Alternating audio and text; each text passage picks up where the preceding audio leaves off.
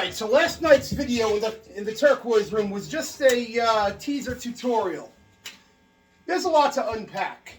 As a one-man band, you don't have the luxury of tuning to standard and using a flat pick to get a full band sound. That's great if you have a bass player, a drummer, maybe a second guitar player, maybe a keyboard player, maybe some horns. But when you're playing one-man band, and you got the drums going at your feet, I got a bass that I have mic'd up, and then a snare. Now the snare's got a mesh head, but it's got this tambourine attached to it. So I don't have to have the tambourine around my ankle. I can have a shaker around my ankle. I have, just basic pedals to go to these drums. Now, because I'm going to be doing some breweries and stuff, places without PA systems, I always make sure to have a small PA that can accommodate me. There's a bigger PA that can accommodate a full band, but right now, this tour, the tour that I'm starting in March, is just going to be me, and it'll be this here PA system. Now, for tones, I'm using the Jazzmaster tuned C to C. That's mainly on the neck pickup again. It's a matter of trying to get the band, meaning myself, to sound as full as possible. I could use a bridge pickup, But after hearing back a few of my performances, I learned that's not a good way to get a good sound. So you got to use the neck pickup. I like the Jazzmaster. Everyone who knows me knows I love the Jazzmaster. I love this vibrato. Knows I love these locking tuners and this capo, D'Addario capo tuner on the back. I don't know what you call it. I think it's an artist capo. Now, as for tone, this is just your standard Vox Pathfinder 15 R. Actually, I don't even think there's the R because there's no reverb, but it does have a nice tremolo to it.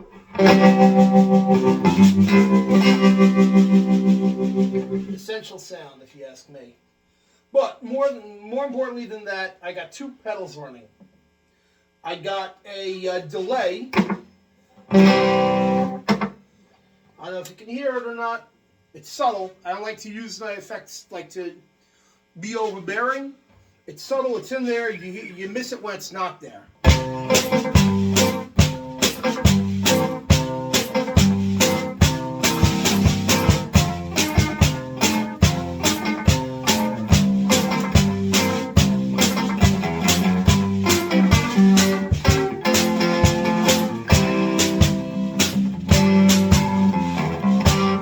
Now, this other pedal is called the Crazy Tube Circuits Killer V.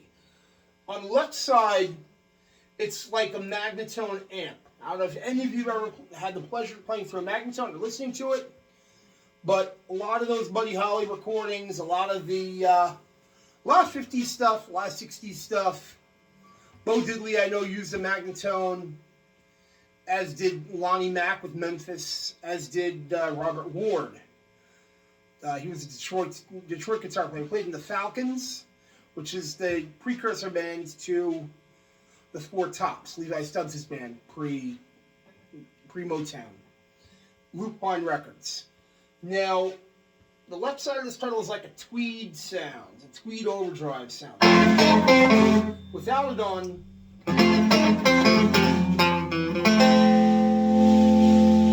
up a little bit. I have both the volume and the tone rolled off, so that I can get kind of those off-clean sounds.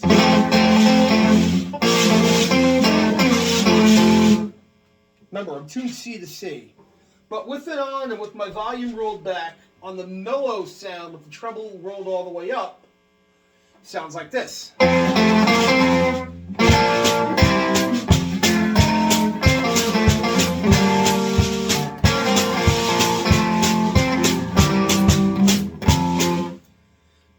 And now on the right side of this pedal, you get a vibrato. Not a chorus, not a tremolo like in the amp, just for comparison. That's amp trem, that's volume. This is pitch. Again, it's not so obvious. But you hear that wavering in tone. That's actual pitch vibrato. Now that's with the switch up. You still get the body of the note. Very important when you're playing one-man band. Make sure you hear the body of the note, not just the tss. Otherwise, you won't have a full mix. You need that mid-range, that lower mid. Hence why I tuned low, why I use the neck pickup. Just an example. This is what it is with it on.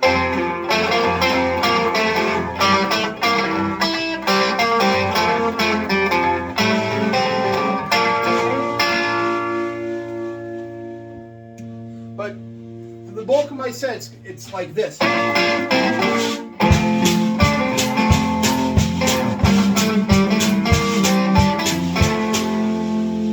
It's subtle. I don't like my effects to be, no matter what effect it is, whether it be the delay, the overdrive, I like it off clean. I don't like to have it full on overdriven. That's why I use the neck pickup and I roll down the volume a little bit. It's still crunchier than if the pedal was off, more aggressive, but it's not distorted. Now, playing style. Again, I got these two going. So there's only so much that your hands can do. Because you got to remember, you are the band in a one-man band. Unless you cheat and you use loops and MIDI and, but that's not true one-man band. True one-man band involves real drums and ways to get a sound, not just stock drums either, because I plan to be playing some restaurants and some higher end places where there has to be a cap on the volume. You can't crank it. So all this, I know it sounds loud in the computer, it sounds loud in your headphones. I keep this under 80 dBs to get those nice brewery gigs, winery gigs, so that I can sit and 4 or 5 hours play you stuff like this.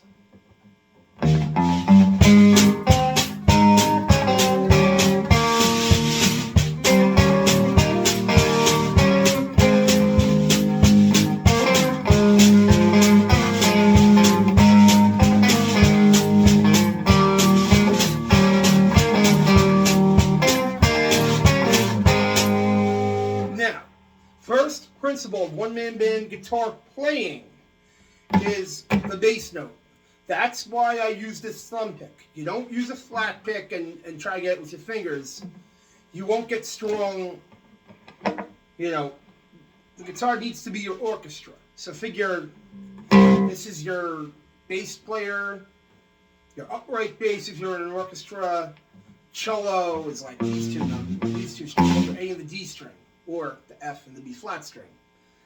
And then your violas is your G and the B, and then your violins are the top of the, the trumpets or the soprano range instrument is mainly your high E string, but also a little bit on your B string, especially if you're going up high.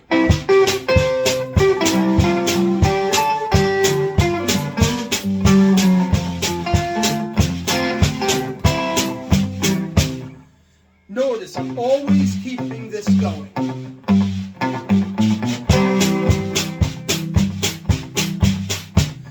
And you sync it up with your bass drum. So you get that low note. Again, this is where having that vibrato really makes it fuller. So it's more than just the sum of, hey, I'm playing. But then you also got to think of your chords and your melody. If you're singing, then don't have the melody going. Have chords and or bass line. Unless you're answering your voice. But, just an example of one of my songs, well,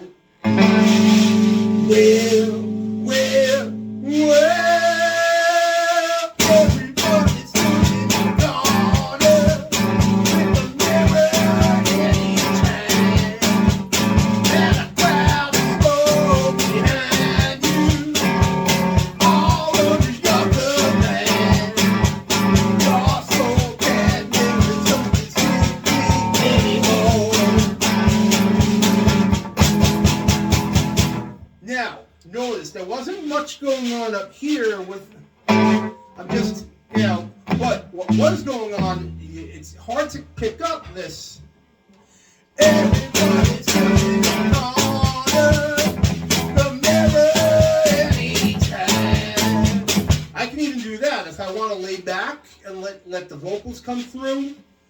Give your band, your one-man band, dynamics. Don't just blast all 6 strings at once. Otherwise, you're here and, unless that's your desired effect. But always have room for this. The dynamics have to go like this, just like the effects and stuff, just like the volume control on my guitar. You should be able to pick up and drop down at a second's notice. At a second's notice, someone could come up there and sing with you. Someone could, hopefully, could learn my songs and sing at a moment's notice, like...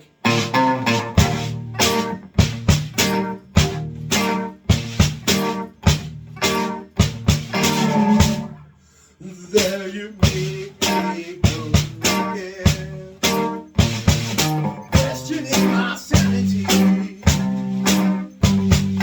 Now, you notice the bass is always going because the bass determines the chord. It also determines the feel of the song. Would I love to be playing with a bass player? Absolutely. I know a lot of kick-ass bass players, especially in the psychobilly genre, I'm very good friends with, but this ain't about that because they're not going to always be around. What I have to do on tour is figure out this small setup. I got to be able to load into a venue and load out at a moment's notice. This all has to come apart within 5 minutes. If I'm sharing the stage with another band, now aside from the PA system, chances are they ain't going to want this anywhere near their set. So it has to come out, boom, in the van, boom, on the side of the stage, moment's notice. So you can't have a lot going on here.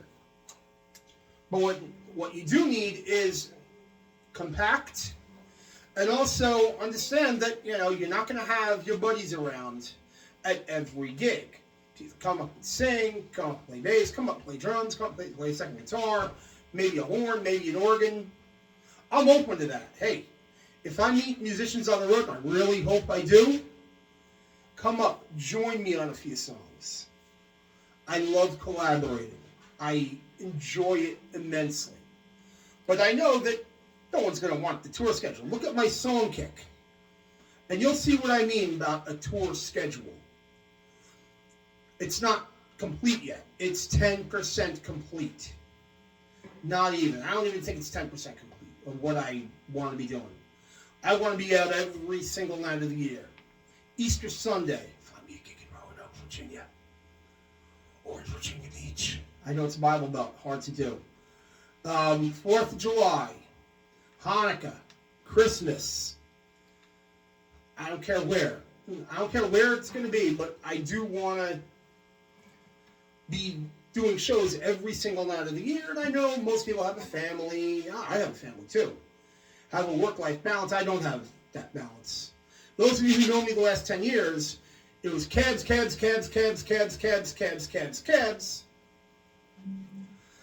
Now I finally get to take a break.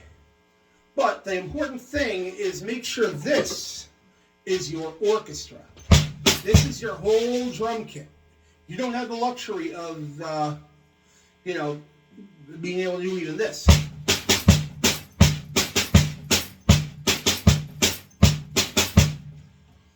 Most likely it's going to be singles on the snare, singles on the bass drum, with few exceptions. And then with the bass, you can, the guitar really, I tune it to a baritone, but not a full baritone. I tune it C to C on a regular jazz master. So I'm doing.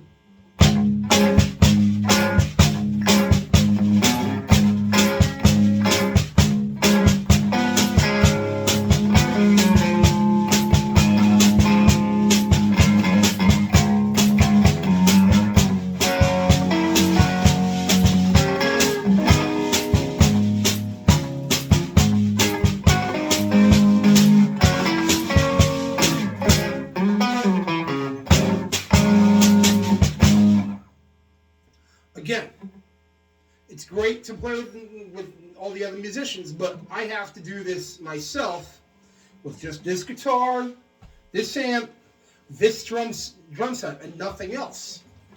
So you gotta make use of it. Yeah, there's some songs where you're gonna be up all the way, you know.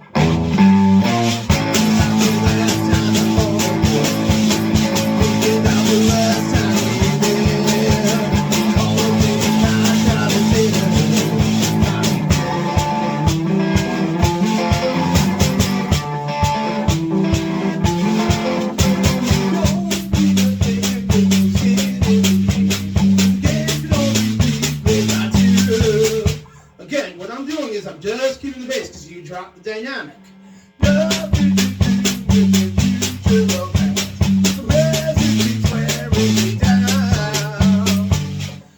I ripped you out a video. How can you tell the song that you got it has weight to it, has any kind of merit to it by playing the bass and playing the melody? And if they're the same, keep the roots out of your melody, especially if you're a one-man band.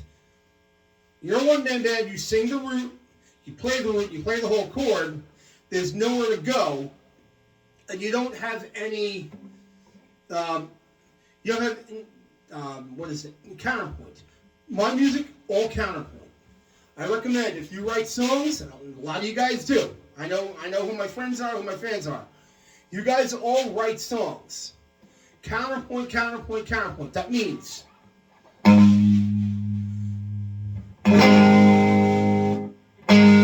there's 3 notes in a major chord, 3 notes in a minor chord, 4 notes in a 7th chord, 5 notes in a 9th chord. Make use of all those notes and some passing tones. Sometimes start on passing tone. It could make your song that much more interesting.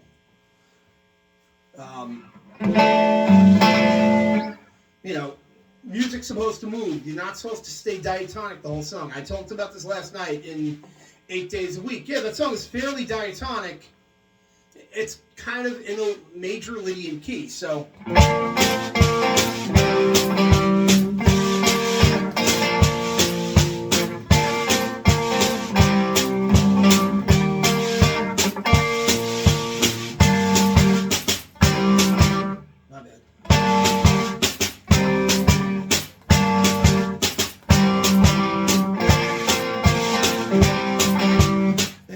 I make this mistake. Hopefully after 10 months of touring I won't be. I sped up. That's another thing. You maintain a groove. When you're a one-man band, maintain your groove over everything else.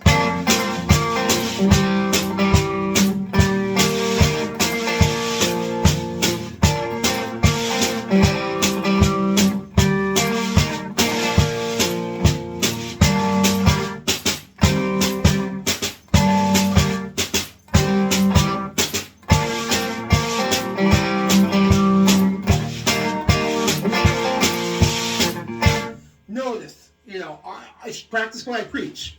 Don't speed up. Not every song needs to be played at 1,000 miles an hour. And that's especially true. You know, I plan to be doing these 3, 4, 5 hour sets.